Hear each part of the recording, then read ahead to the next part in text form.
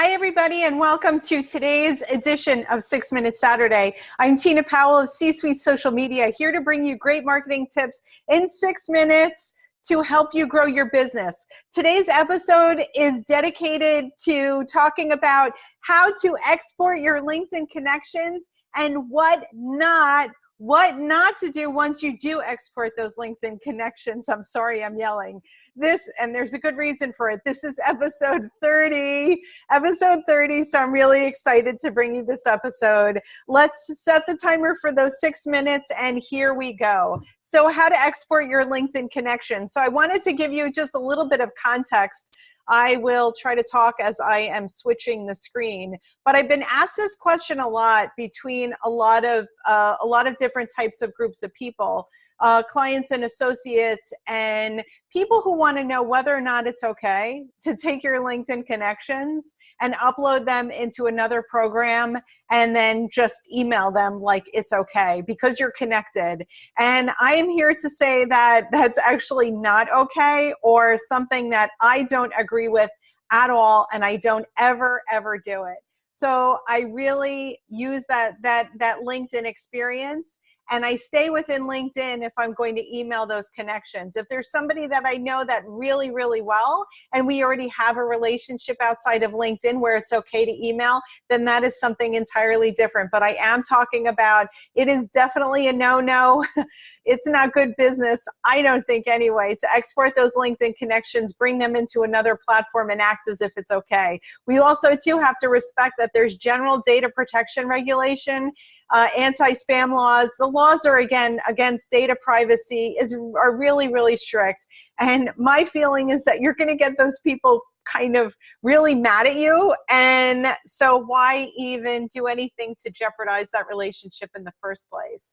But there is a reason why you do want to download your LinkedIn connections. And that is because if LinkedIn were to disappear tomorrow, a lot of you would probably be hard pressed for actually finding email addresses and names even of people who are in your network. So I do want to encourage you, and I'm going to show you how in a minute, to take those LinkedIn connections, and I want you to export them so that you have them, again, just in case. You never want to build your house on rented land. And so if you put everything just on LinkedIn, and LinkedIn decided that it was going to shut down, again, the chances of that are next to nil, but still, it's just good business. Have those LinkedIn connections, and you can do some things internally to monitor them.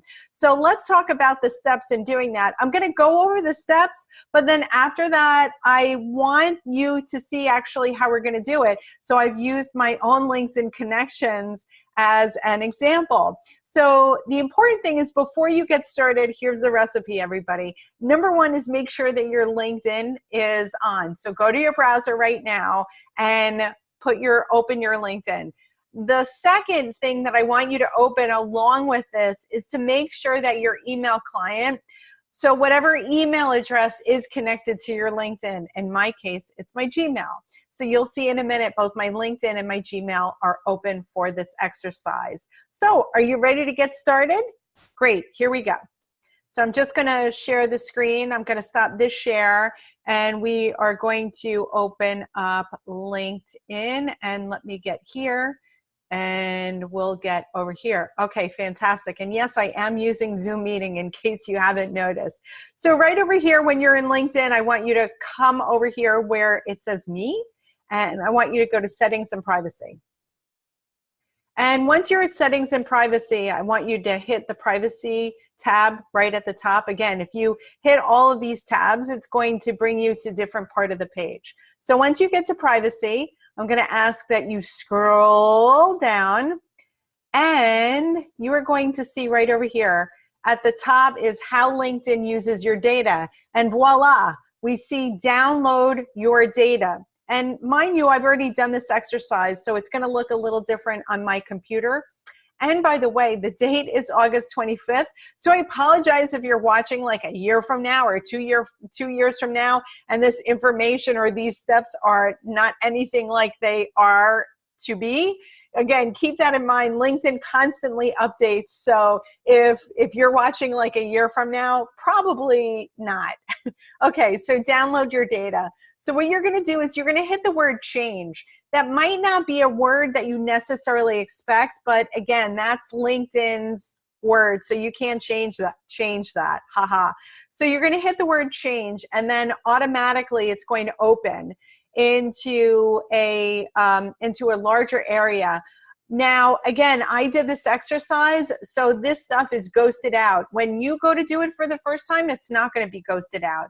So you want to hit the works. Get everything. Get the works. That's going to include connections, contacts, messages, you name it, it's going to be there. Now watch what happens. So when you do that, it says, make believe, it says that your data will be downloaded, will be ready in 24 hours. And then it's going to send you a message on your email. So let's go to that message.